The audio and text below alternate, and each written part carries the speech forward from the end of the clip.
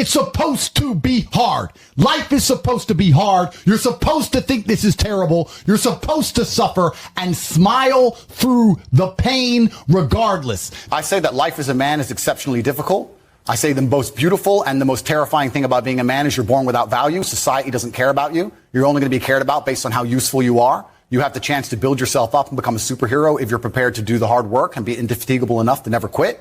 But if you're going to stand around and wait for a handout, nobody's going to ever respect you. And I think that a lot of people have forgotten about how difficult and how competitive it is as a man. We're always in constant competition with each other. And it's your duty as a man to stand up and say, I want to be as important and strong and good-hearted and God-fearing as possible. And I need to work hard to achieve those things. Perhaps I was sad every time I did exactly what I was supposed to do and trained anyway. Perhaps I was afraid when I fought anyway. Perhaps I was tired when I worked anyway. This is how you get ahead in life. I don't have an ounce of sympathy for these people who sit here and say, well, I feel this way, so I can't. Then don't do it. The winners are at the top, and the winners at the top don't give a shit about how they feel. Why am I going to ignore how I feel and make sure I'm constantly performing regardless, flawlessly, and then sit and go, oh, but he doesn't feel good, so he's allowed to fuck up. No, you are not. You're not allowed to fuck up to your ancestors or to God or to yourself. You have to perform. This is what being a man is about. The baseline of masculinity is doing things you don't feel like doing. The thing that makes a good man a man is that he does what he doesn't want to do. He doesn't want to work and he works anyway. He doesn't want to get up, he gets up anyway. That's the whole point of it. You can't sit there as a man and say you don't feel like it. You're not allowed to not feel like it. You're supposed to do it anyway, regardless. So when a man sits there and says, oh,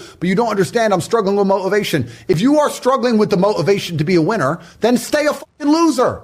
If the path was easy, everybody would walk it and it would lead nowhere. 100 people start the path, 99 fall off because it is difficult, and the one person who makes it to the end gets the gold. If all 100 made it to the end and the gold was divided by 100, it wouldn't even be worth anything. The difficulty gives it value. The fact that it is difficult to do is the key component into the fact you want it in the first place. You need to see bad things as a blessing because they're the building blocks to make you the man you want to be. When people say to me, this bad thing happened to me, I say, good. This girl left me, good. I lost all my money. Good. This is your chance to take all of that negative emotion, all of those building blocks, and turn yourself into a man that prevents these bad things happening to them ever again. I think that a lot of people don't understand that it's all of the challenges and struggles that's going to make them, it's either going to make or break them. I don't read studies very often, but I was sent a study about stress from somebody. It's probably the best study I ever read. And it's talked about the placebo effect of stress. And it said that they took some of the most stressed people in the world, CEOs, etc., and the ones who believed that stress was really bad for them were dying earlier because of the cortisol inside of their blood. And they said stress was really bad for them, they were having heart attacks. But the ones who believed that stress was good for them and it made them perform, I perform under pressure, stress is good for me, they were living longer. So the same drug inside of their blood, how they framed it inside of their mind had different effects on their body. So from that point onwards, even though I already thought this way, I knew I was the right way. I knew it was the right way to think innately because I've done pretty good in life that way. But this confirmed it. Every time I feel stressed or under pressure, I get excited. I hate to not be stressed. I wake up and I'm like, everything's fucked. Good. Yes. Like, that's just how I am, right? But it's how you look at the problems and how you use them to fuel you. So the question was, what's the problem for the average man today? What's the biggest problem? I think there's a whole host of problems. But what you have to do is frame it inside of your mind and understand that all of those problems are going to allow you, give you the fuel, the unlimited motivation that you need to become a successful and beautiful individual if you frame it in the right way. If you take a man and give him a life shielded from problems and he never has any to face, I guarantee you he's terrible at being a man. The best men in the world have gone through shit. That's why women love scars, because it didn't kill you. That's the whole point of it, right? So the best thing you can do as a man is look and go, okay, this is hard, this is hard, this is hard, this is hard. I feel negative because these are all so difficult. I'm struggling with X, Y, Z. Let me internalize all of that and turn it into a superpower. Let me become genuinely uncomfortable with my situation in life and go and fix things. Because, like I said, the universe is absolutely and utterly very giving. And if you truly hated being in the position you were in, you wouldn't be there very long. Yeah. So I think that the number one problem with the world today and the biggest problem that men face isn't the problems themselves. It's just the way that they've been taught to mentally frame issues. People think when bad things happen to them that somehow they're a victim to the universe and bad things only happen to me and this is so terrible. They don't understand that bad things happen to everybody, and the most successful person you know had all those, probably maybe even worse, at least the same bad things happened to them. They just framed it differently and used it. That's the difference. So I don't pray for an easy life. I pray for a life of difficulty that allows me to become a better and better person. I pray to become more competent to handle problems. This is who I pray to become. I don't pray that nobody hurts me. I pray to be able to fight. So it's just a different mentality. I think a lot of people build their mindsets around trying to feel good. So that's why we were talking earlier about people who want to ignore the idea of personal responsibility or self-accountability because they feel better if they pretend it's not a real thing. They feel better if they pretend everything's someone else's fault. A lot of people's mental model and how they view the world is based around them feeling as good as possible. So people are they're basing their mindsets around trying to feel good. I have always tried to base my mindset around absolute competence regardless of how I feel. And there are certainly disadvantages to that. There are times you're going to be a lot more pessimistic, or you're going to be a lot more stressed, or a lot more, pissed off about certain things than others. Yeah, that can be seen as a downside. But like I said, I use all of those things for unlimited motivation to propel my endless upward trajectory. But if you construct a mindset that allows you to be as competent as possible, as opposed to feel any different or feel better, then you're going to naturally come to the conclusions I've come to. You're as competent as possible if you believe you can affect absolutely everything about your life.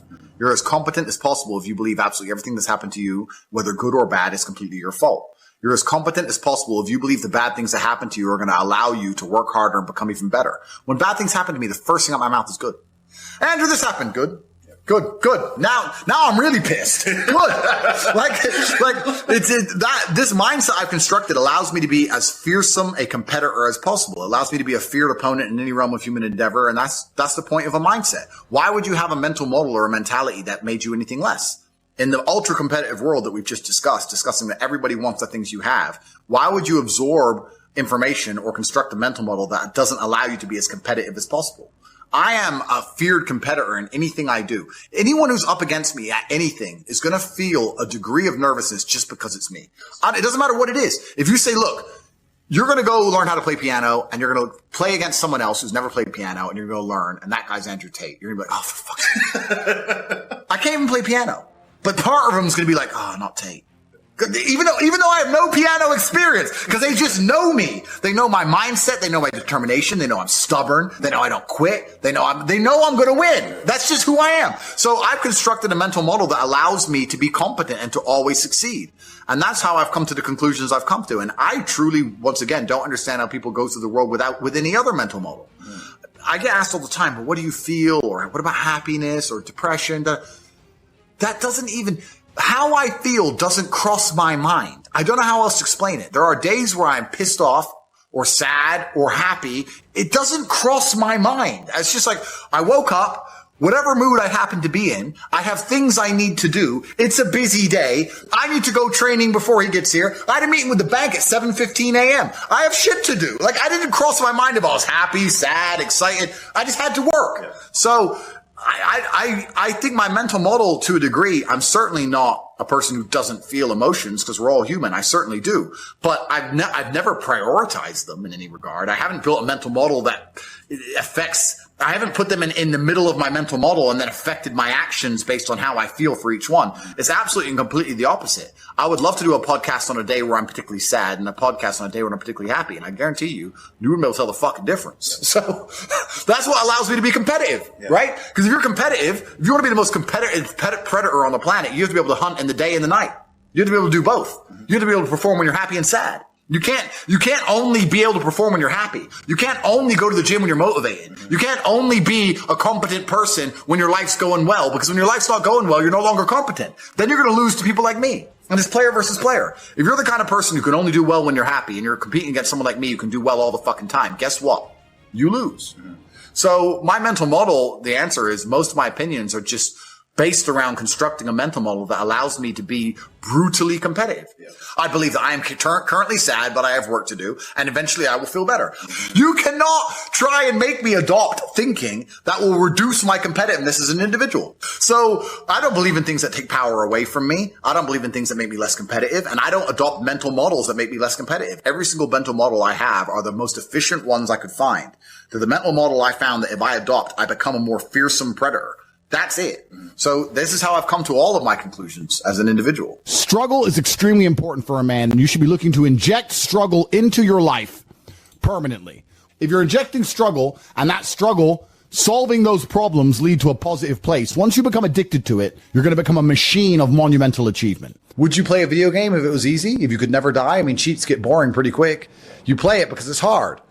That's the whole point of it. You're supposed to struggle with it. You're supposed to suffer with it. So if I woke up and everything was just perfect, that'd be great for a few weeks. But if you just wake up and nothing ever goes wrong, I think that'd be quite depressing in its own way. That's the beauty of life, is the up and the down, because there's no light without dark.